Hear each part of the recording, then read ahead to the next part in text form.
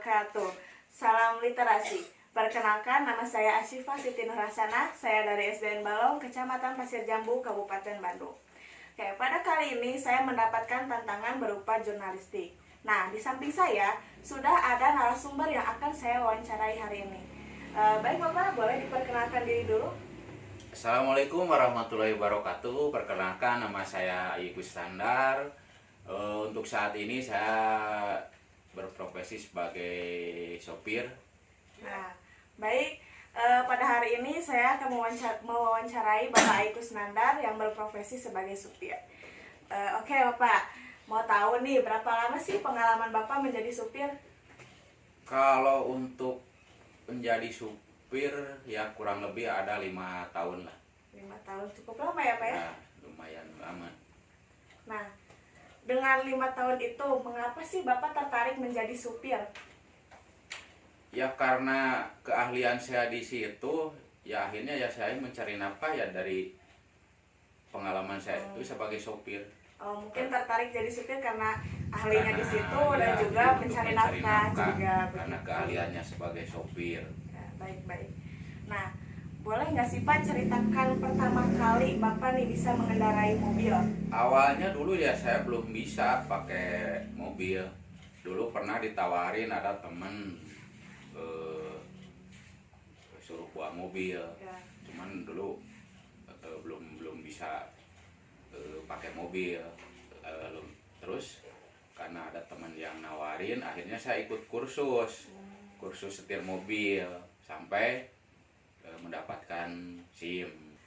Bapak ini kan sebagai supir nih, apa aja sih jenis kendaraan yang pernah Bapak kendarai? Terus berapa lama itu mengendarai jenis kendaraan tersebut? Ceritakan dong pengalamannya Pak. Kalau untuk pengalaman dulu sampai ya mungkin saat ini yang sering saya pakai ya terutama mungkin mobil pribadi, kayak mobil pribadi lah.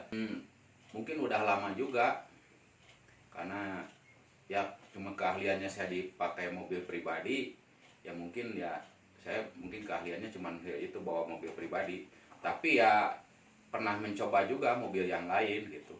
Cuman untuk saat ini mungkin ya lamanya pakai mobil pribadi. Terus nih Pak, apa sih jenis kendaraan yang Bapak kuasai dan sertifikat atau izin mengemudi yang Bapak miliki saat ini?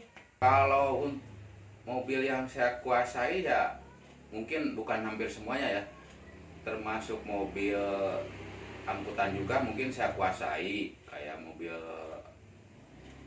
selain mobil pribadi juga mungkin bisa saya kuasai, mobil angkutan barang gitu kan, mobil truk apa yang sejenisnya. Cuman karena mungkin terbenturnya karena sekarang sertifikasinya masih SIM-nya SIM A Preman, jadi saya belum berani bawa mobil selain mobil pribadi. Setelah tadi saya tanya-tanya tentang jenis kendaraan, terus ketertarikan Bapak menjadi supir.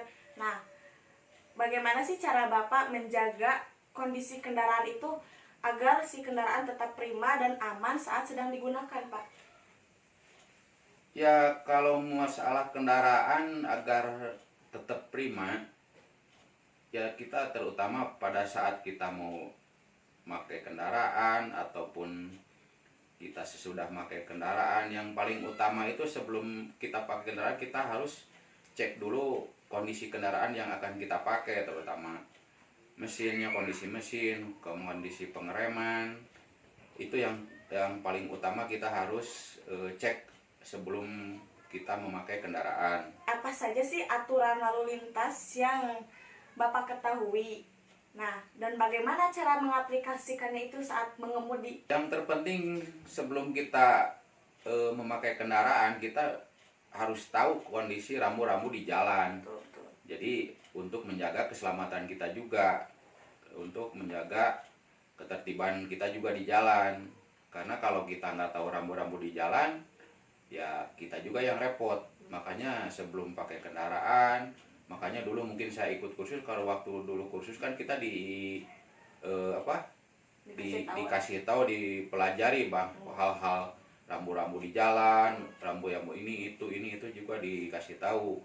Pertanyaan selanjutnya nih, bagaimana Bapak memastikan bahwa Bapak itu selalu berkendara dengan aman dan tanggung jawab? Kan kadang kita tidak tahu pasti ya keadaan kita kalau misalkan bertanggung jawab atau aman dalam berkendara. Terus bagaimana sih cara Bapak memastikan bahwa Bapak itu bertanggung jawab dan aman dalam berkendara?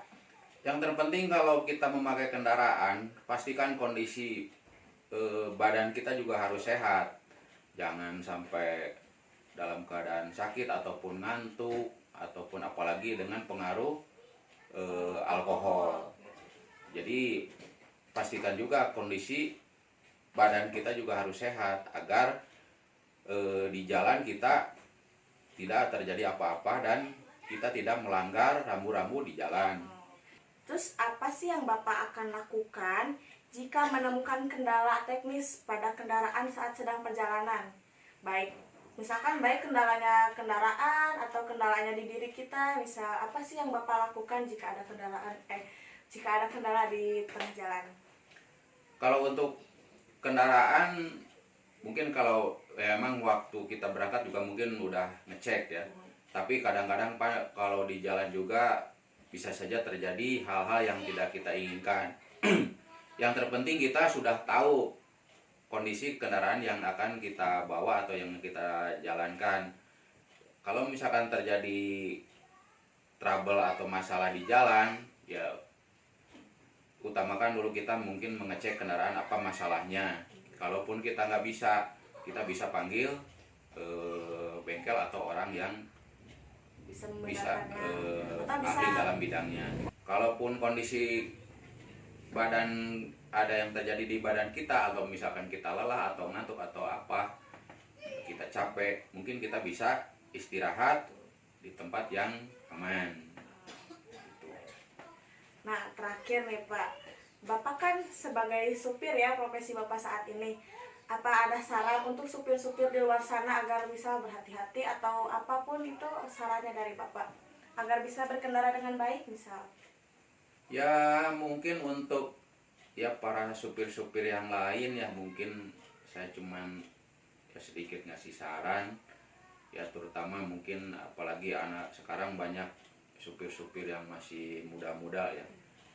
Ya terutama yang harus diutamakan itulah taati rambu-rambu di jalan. Terus kita nggak boleh ugal-ugalan kalau bawa kendaraan, dan pastikan kondisi badan kita juga prima. Jangan sampai kondisi tubuh kita ngantuk atau lelah, atau apalagi dengan pengaruh minuman keras atau alkohol. Itu aja mungkin dari saya. Baik Bapak, terima kasih Ya, atas sama-sama. saran dan wawancaranya hari ini. Baik, itulah teman-teman, hari ini telah selesai saya mewawancarai Bapak Kusnanda sebagai berprofesi supir. Nah, mungkin itu saja yang bisa saya tanyakan kepada Bapak Ai. Mohon maaf bila ada kekurangan. Wassalamualaikum warahmatullahi wabarakatuh.